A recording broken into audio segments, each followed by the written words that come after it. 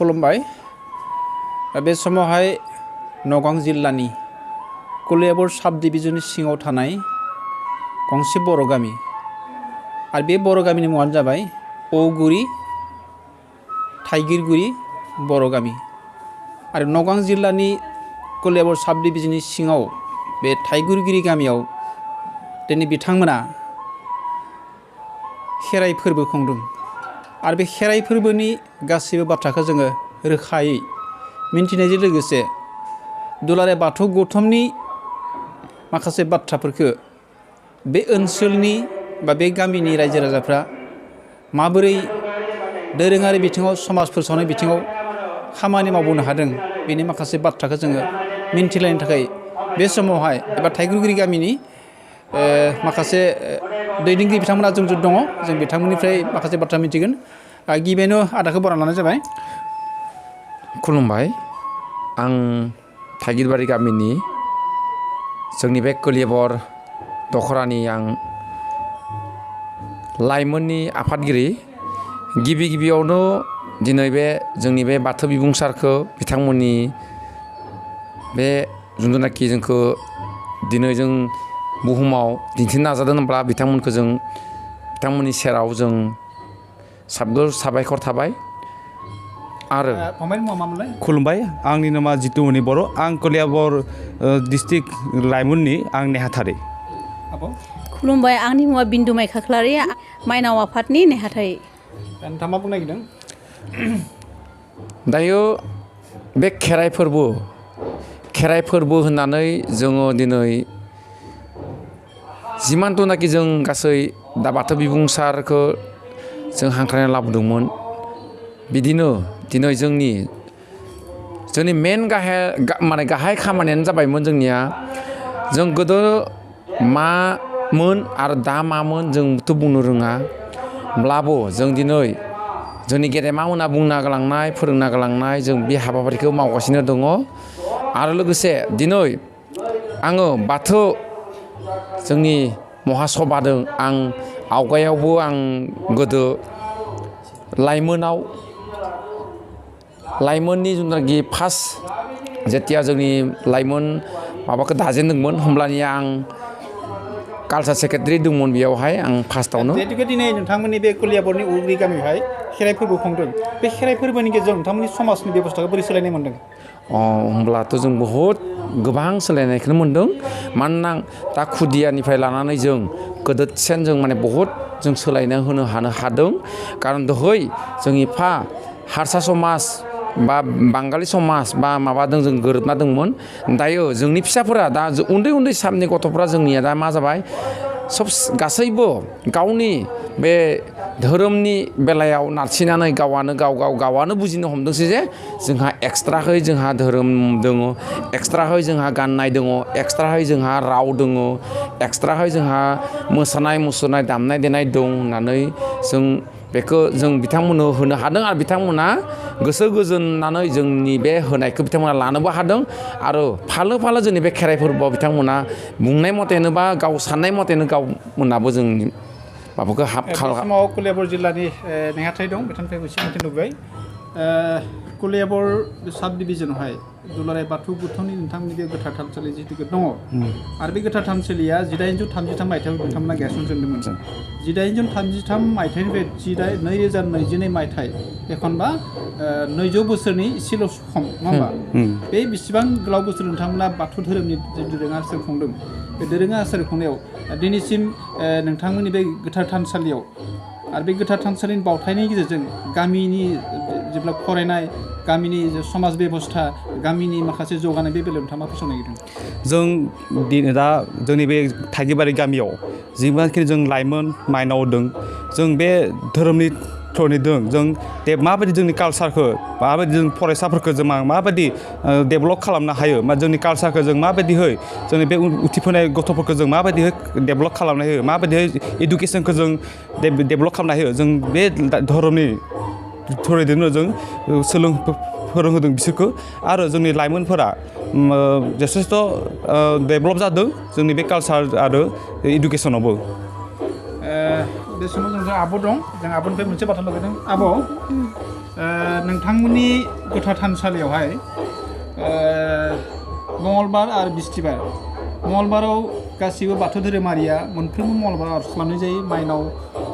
गासै सिबियारि बिथांमोना लोगोसे बिस्थिबाराव माइनावफोरनि आरज खालामनाय जायो बे बिस्थिबार मंगलबाराव नोंथांमोननि आरजनि हाबाफारियाव बाहागो लानायनि माब्रै गाहायै जोंनि बे थाइगिबारि गामियाव बृहस्पतिबार समबार होननानै खोथा गैया मंगलबार होननानै जों सानफ्रोमबो माने गामियाव 165 न'खर दं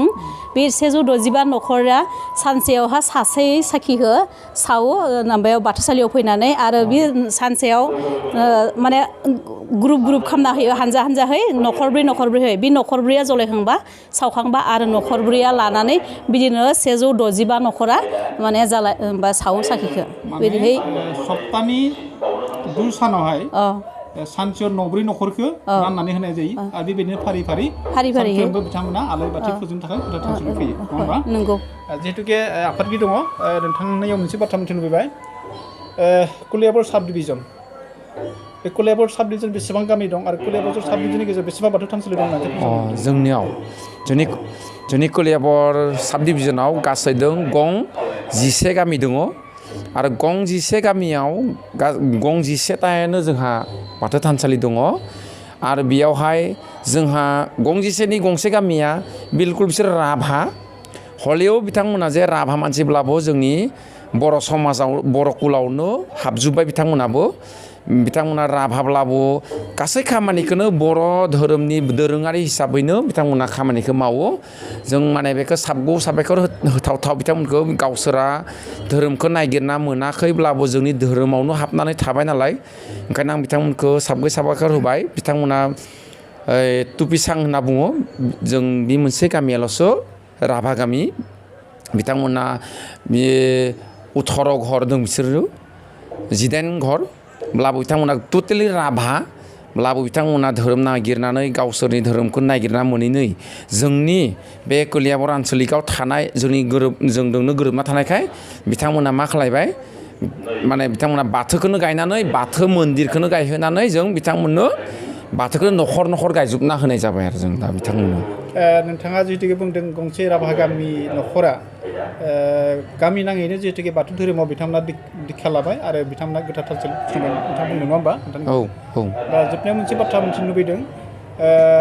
दिनै जिहेतुके नोंथांमोननि बे कलियाबर गामिनि औगुरि एबा थाइग्रिगुरि गामियाव खेराइ फोरबो खुंदों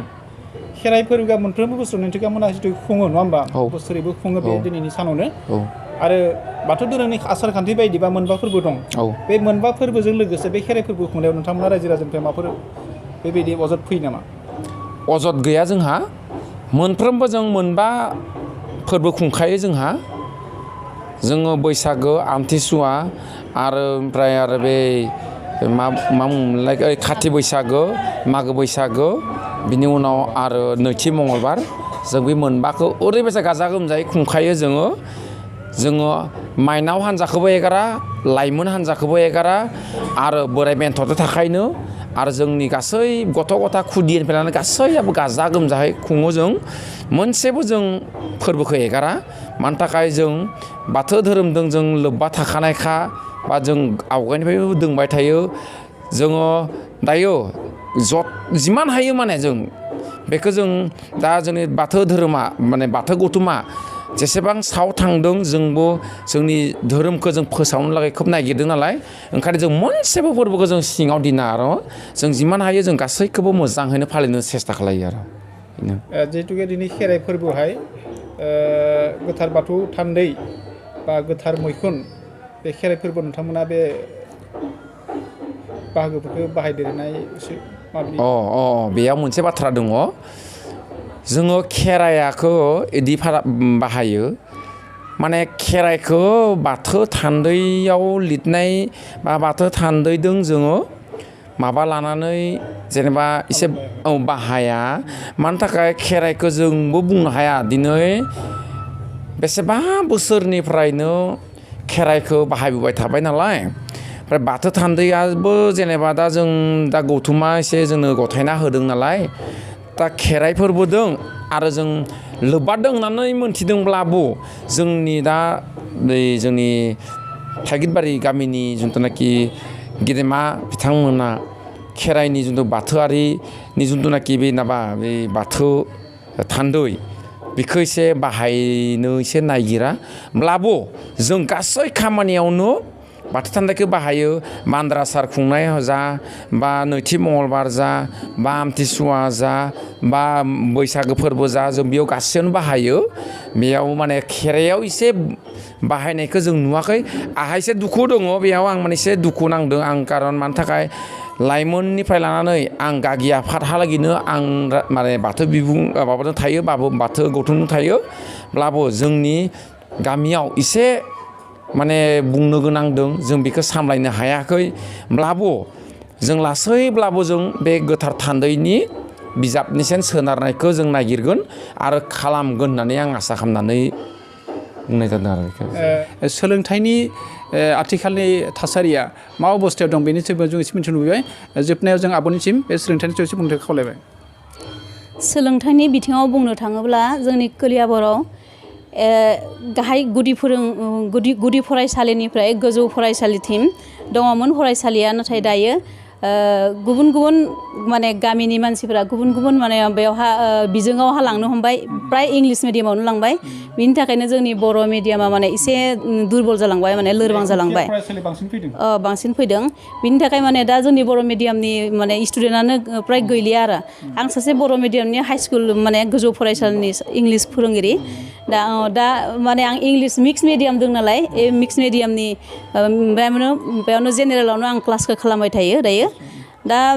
आवगायाव जेसांसिनि मिडियामाव फरायबाय जों आंबो बर' बिजोङावनो फरायनाय बर' बिजोङाव फरायनानै आं दायो ग्रेजुवेसन लानानै आं दा आइडलावहा MA खालामबाय थादों बर' बिजोङावनो जोबसिगोन आरो बोसोरसे दंबावो दा बेबायदिनो जोंनि बर' बिजोङाव फरायनानै दाहालागै बर' बिजोङावहा सानै उथ्रिबाय आरो जोंनि गामिनि सासे दङ आरो बेंनाथि गामिनि सासे दङ आरो बेयावहा हिस्ट्रियावहा MA खालामनाय सासे बर' बिजोंनिनो दङ बेबायदिनो बर' बिजोंजों फरायनानैसो माने बांसिन उथ्रिनो हादों होननानै जों आसा खालामो नाथाय दानि माने गार्जेनफोरा मा सानो माने इंलिश मिडियामाव थांबा बेसि माने डेभेलप जागोन नामा बेखौ सानो आरो नाथाय बर' बिजोङा बिनिखायनो माने बिथिं इंलिश मिडियामाव लांनायखायनो गैया जालांबाय दा जों जिहेतुके फरायसालि मिडियामनि बाथ्रा जों रायलायबाय थादों बे ओनसोलावहाय कलियाबर ओनसोलावहाय नोंथाङा बर' मिडियाम स्पेसियेलि लुबैना लुबैयो आं बेखौनो लुबैयो दा गार्जेनफोरनियाव थाङै बुंहैयो नाथाय होआब्ला जों दा मा खालामगोन नोंथाङा जोंनि कलियाबर ओनसोलनि गासै रायजो राजाखौ बर' मिडियाम नांगौ होननानै खावलायगोन नामा बेखौथ' जों खावलायगोन हायोबा लाइमोन माइनाव आफादथिंनिफ्रायबो जों खावलायगोन बेखौ आरो बेबायदिनो आसामिस मिडियाम फरायनाबो गोबां इन्जिनियारबो ओंखारबाय